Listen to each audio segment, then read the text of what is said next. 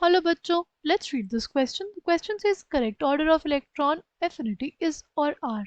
Option A, sulfur is greater than oxygen. Option B, for aluminium it is greater than boron. Option C, magnesium का ज़्यादा होगा sodium से. Option D, phosphorus का ज़्यादा होगा nitrogen से. Right? The key concept for this question is electron affinity. Electron affinity होता क्या है? Electron affinity is basically negative of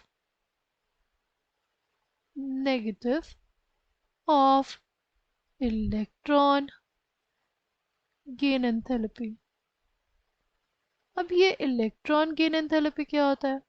right, हमें ये देखना है अब कि ये इलेक्ट्रॉन गेन एंथैल्पी क्या होता है.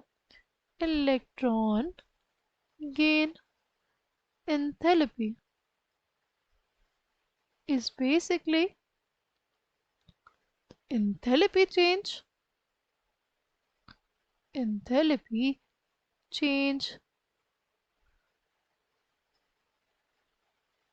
when an electron is added to a neutral gaseous atom.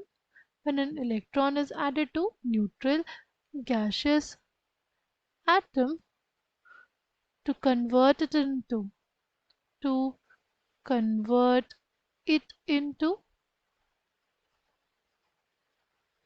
an anion is known as electron gain enthalpy. Electron gain enthalpy is basically the enthalpy change when an electron is added to a neutral gaseous atom to convert it into an anion.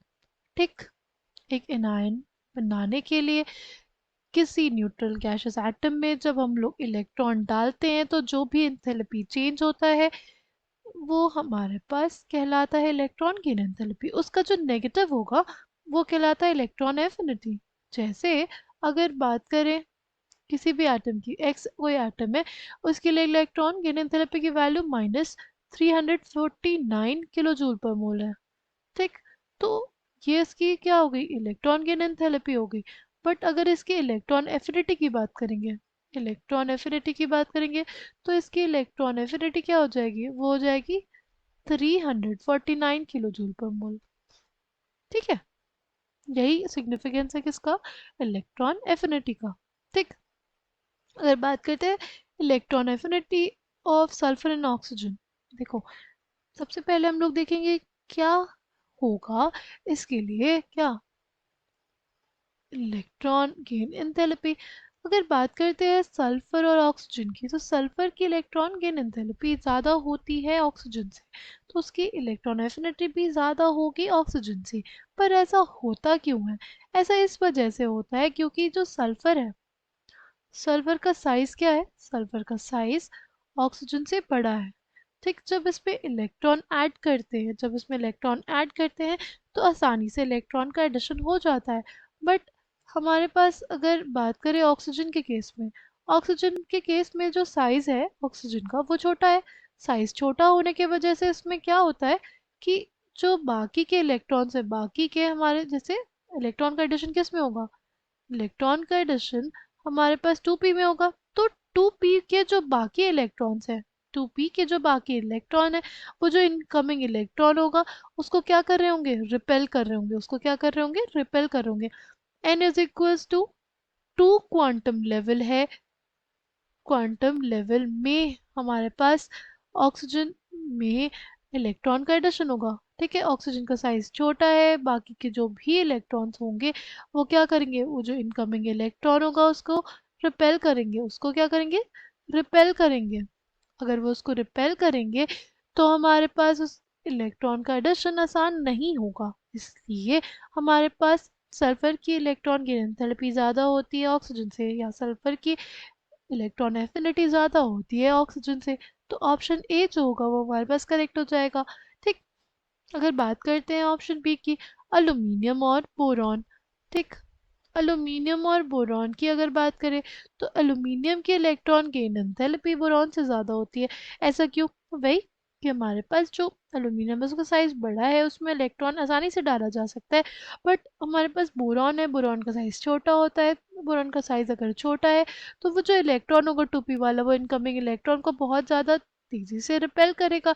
इस वजह से हमारे पास aluminium की electron की enthalpy ज़्यादा हो जाती है बोरॉन से। क्या हम लोग बोले, electron affinity of aluminium is greater than that of boron. ठीक है, अगर बात करते हैं मैग्नीशियम एंड सोडियम की, मैग्नीशियम और सोडियम के लिए देखो, मैग्नीशियम की इलेक्ट्रॉनिक कॉन्फ़िगरेशन देखें तो वो हमारे पास क्या होती है, वो होती है नियॉन 3s2। ठीक है, और सोडियम की क्या होती है, नियॉन 3s1। यहाँ पे क्या है, यहाँ पे हमारे पास एक फुली फिल्ड एस ऑर्बिटल है। क्या है ये, एक फुली फिल्ड एस ऑर्बिटल। इसमें हमारे पास इलेक्ट्रॉन का एडिशन क्या होगा, बहुत ही ज़्यादा मुश्किल होगा, क्योंकि अगर एक इलेक्ट्रॉन ऐड होगा ना तो वो 3p में जाएगा। ठीक है, अभी यहाँ पे क्या है, अभी यहाँ पे ये जो 3s ऑर्बिटल है उसमें जो इलेक्ट्रॉन्स है, ये बेसिकली हमारे पास इनमें एक्सचेंज एनर्जी की वैल्यू ज़्यादा होती है और सिमेट्रिकल फिलिंग होती है। इसकी वजह से इसकी जो वैल्यू आएगी इलेक्ट्रॉन की एंथैल्पी की, वो पॉजिटिव आएगी, और इसकी तो हमारे पास नेगेटिव आती है। ठीक है, इसलिए हमारे पास अगर बात करें मैग्नीशियम और सोडियम में, तो सोडियम की इलेक्ट्रॉन की एंथैल्पी ज़्यादा होती है मैग्नीशियम से। ठीक, और इलेक्ट्रॉन एफिनिटी भी किसकी ज़्यादा होगी, हमारे पास सोडियम की ही ज़्यादा होगी। अगर हम लोग बात करते हैं नेक्स्ट, नेक्स्ट है हमारे पास क्या, नेक्स्ट है फॉस्फोरस और नाइट्रोजन की। नाइट्रोजन की जो इलेक्ट्रॉन की एंथैल्पी होती है ना, वो क्या होती है, वो उसकी वैल्यू भी हमारे पास क्या आती है, पॉजिटिव आती है। उसकी भी वैल्यू पॉजिटिव आती है। क्यों पॉजिटिव आती है, इसकी इलेक्ट्रॉनिक कॉन्फ़िगरेशन देखेंगे तो वो है 2p3। ये क्या है, एक half filled orbital. Half filled orbital में हमारे पास हम लोग एक स्टेबल कॉन्फ़िगरेशन को अनस्टेबल करेंगे अगर हम लोगों ने इलेक्ट्रॉन ऐड किया। इस वजह से ये, इसमें इलेक्ट्रॉन डालने के लिए हमें एनर्जी देनी पड़ती है। ठीक है, इस वजह से ये प्रोसेस हाईली हाईली क्या होता है, एंडोथर्मिक होता है। ठीक है, अगर बात करते हैं फास्फोरस की, तो फास्फोरस का साइज थोड़ा बड़ा है। राइट, फास्फोरस का जो साइज होता है वो थोड़ा बड़ा होता है। फास्फोरस की साइज बड़ा होने की वजह से हमारे पास इसमें इलेक्ट्रॉन का एडिशन आसान होता है, इसलिए इसकी जो इलेक्ट्रॉन गेन एंथैल्पी होती है वो ज़्यादा होती है। किसकी ज़्यादा होती है, फास्फोरस की ज़्यादा होती है। ठीक है, और इलेक्ट्रॉन एफिनिटी की बात करें तो इलेक्ट्रॉन एफिनिटी भी हमारे पास किसकी ज़्यादा होगी, फॉस्फोरस की ज़्यादा होगी। Coming back to the question, correct answer for this question will be option A, option B और option B. I hope you understood it well, thank you and all the best.